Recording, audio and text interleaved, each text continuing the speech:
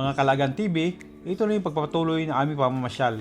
Hinihintay lang namin gumabi para makita ang ilaw, pero kain muna tayo. Nasa KFC na kami. Classic comfort food bago muna mag-romantic night walk. Chicken, fries, burger, lahat na. Family rolls namin kapag mag-travel. Happy kids, happy trip.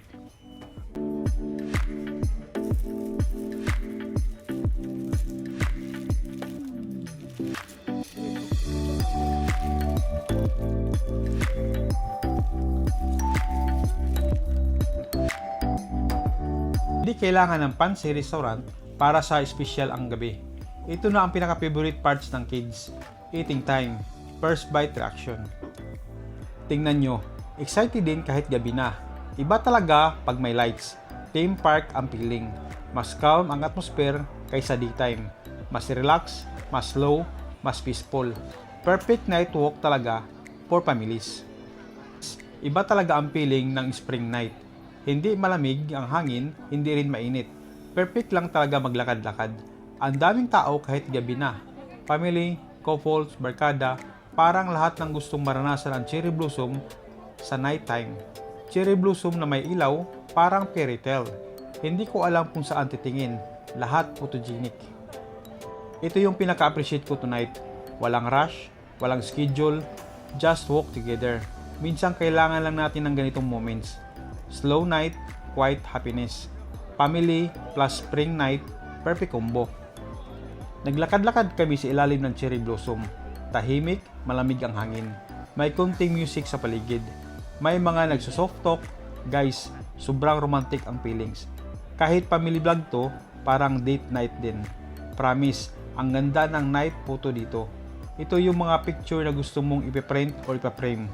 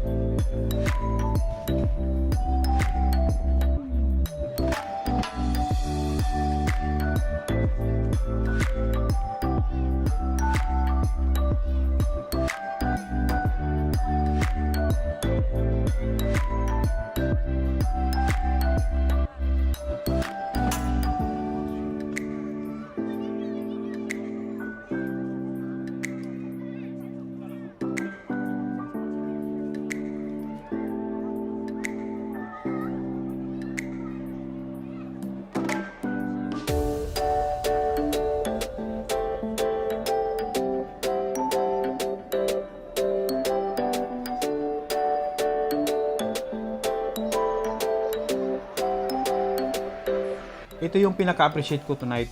Walang rush, walang schedule, just walk together. Minsan kailangan lang natin ng ganitong moments. Slow night, quiet happiness. Family plus spring night, perfect combo. Guys, may mga petals na nahuhulog at night. Mas magical siya tingnan, parang snow. Hindi mo maiwasang mapapawaw. Simple lang pero nakaka-relax. Alam nyo guys, ang cherry blossom, very short lang ang life. Few weeks lang siya every year. Remind na, enjoy the moment, slow down, spend time with people you love. Ang simple lang ng night walk, pero sobrang meaningful.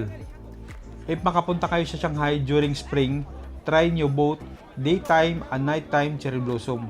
Magkakaibang experience pero parihang magical. Thank you guys for joining our spring night walk. Salamat sa panonood. Huwag kalimutan mag-like, mag-comments at mag-subscribe para sa more travel adventure. Hanggang sa sunod mga Kanilagan TV. Bye!